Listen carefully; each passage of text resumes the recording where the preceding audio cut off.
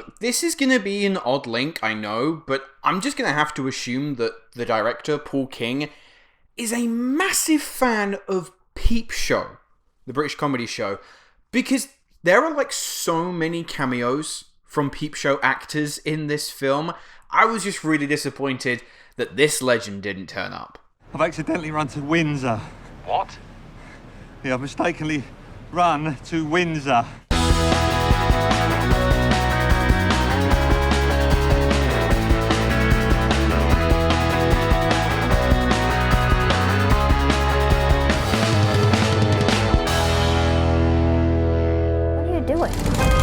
I'm making chocolate, of course. How do you like it? Dark, white, nutty, absolutely insane. Many people have come here to sell chocolate. They've all been crushed by the chocolate cartel. You can't get a shop without selling chocolate, and you can't sell chocolate without a shop. No daydreaming. What are we gonna do, Willy?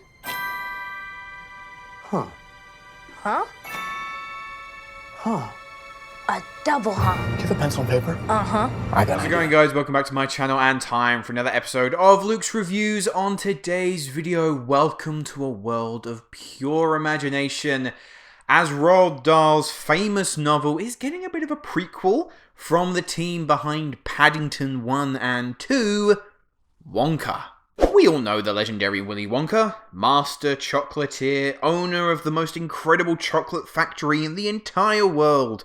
But what we don't know is his beginnings, of how Willy started his chocolate business, the dreams he had, and how he had to overcome the bullish chocolate cartel, who are set on squashing the Wonka name for good. Wonka appeared quite high on my most anticipated movies of the year, at the start of the year, and primarily that was because of the team behind it. You had the writing team and the director of Paddington 1 and 2. Arguably, two of the greatest family films ever made. Secondly, the world of Charlie and the Chocolate Factory is rich with magic and imagination, so transforming that into a musical had me really interested. And thirdly, look at the cast that Paul King has managed to wrangle together. This film is stacked with incredible British talent, as well as the man of the moment, Timothée Chalamet, leading the way. I went into Wonka genuinely to sit down, hope for an absolutely wonderful time at the movies, and possibly even walk out and say that it was one of my favourite films of the year. Which is why I am gutted to say that I didn't like Wonka. And this isn't going to be like a moment in a review where I suddenly pull the rug and I go, I didn't like it. I loved Wonka. No, I genuinely did not like this movie.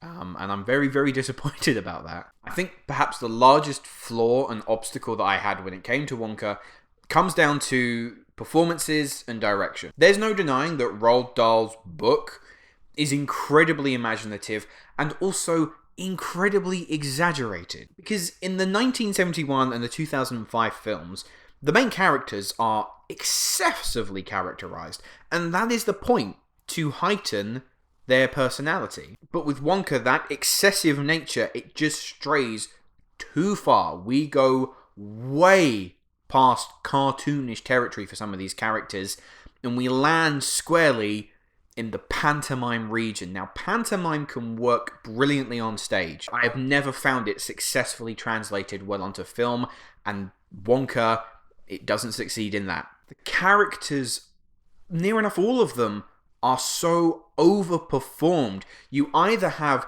these really posh, snooty characters who turn their nose up at everything and speak so highly and so royal. That's one side of the coin. There's no spectrum here. It is either you get that, or you get the lower class gutter scum who always talk like this and always have their face wrinkled up. There's no in between. And so when those are essentially the only characters really that are being presented, what am I to do? You're so over the top. I cannot connect in any way. The only character who behaves somewhat like a human being was Calah Lane, who essentially is meant to be the heart of the film, so it makes sense that she gives the most normal performance. But Timothée Chalamet as Wonka. Now, I'm going to be completely honest. I was a big defender of his when he was cast, and then when the trailer came out, there were critics about his performance already then, and I still went on the record and I was like, look, give him a chance. I think he could pull out something really special here.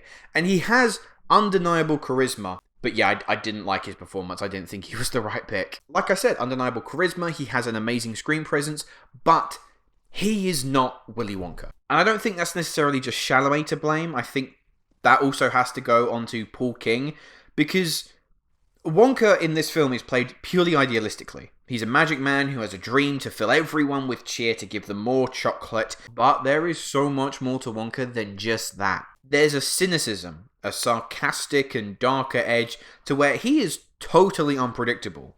And you're never shown what's true and what's merely a fabrication. And so without that edge, without that mystery, Chalamet's Wonka is far too straight-laced for this movie. Unfortunately, though, I think the film's worst characterization comes from the villain. Paterson, Joseph, Matt Lucas, Matthew Baynton, and Olivia Colman. Now, they are all fantastic actors in their own right, and they're strong character actors too. Now, there's no denying that they really take these characters and run with it, giving it 200% in their performance, but with everyone on the exact same level and hamming it up to, like I say, a pantomime degree, it didn't work for me. I couldn't buy into them. I thought that it was just far too much. I thought the musical numbers were lacking too. They weren't dazzling, they weren't explosive with colour, which is what you would imagine from a Charlie and the Chocolate Factory linked project. There were no gigantic musical numbers. The choreography was very stagnated.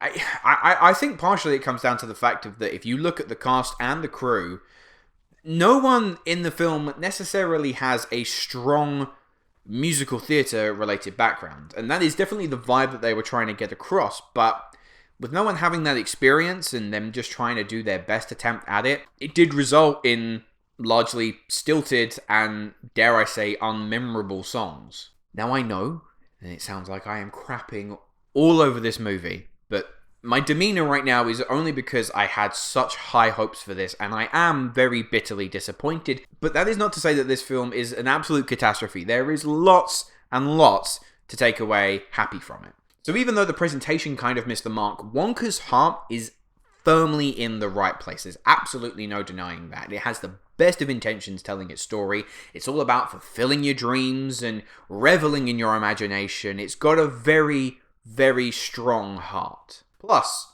Hugh Grant as an Oompa Loompa is genius casting. His dry wit and sarcasm worked perfectly. I feel like that hit the tone exactly where I needed it to. It brings me no joy whatsoever to say that I didn't enjoy Wonka. Look, I wish I could be sat here saying that it was one of the best films of the year like I was expecting, but the overbearing tone, pantomime-like presentation, and wide array of performances that pushed it way too far for my liking resulted in a film that was all just too much.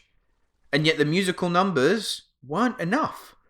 There's definitive fun, and the kind-hearted message is enough to please audiences of all ages, but fundamentally for me, it lost the essence of who Willy Wonka is. So I'm going to give Wonka a 4.5 out of 10. Anyway guys, those were my thoughts on Wonka. Let me know, have you had a chance to see the film yet? What did you think? Leave your thoughts in the comments below. And my question to you, I would like to know, what Roald Dahl novel would you like to see adapted next? But that is all the time we have for today, so thank you very much for watching. Make sure to like and subscribe, and I will see you in the next video. Hello, thank you so much for watching. I hope you enjoyed the video. If you have, make sure to click that like button, and if you aren't already, click that subscribe button too.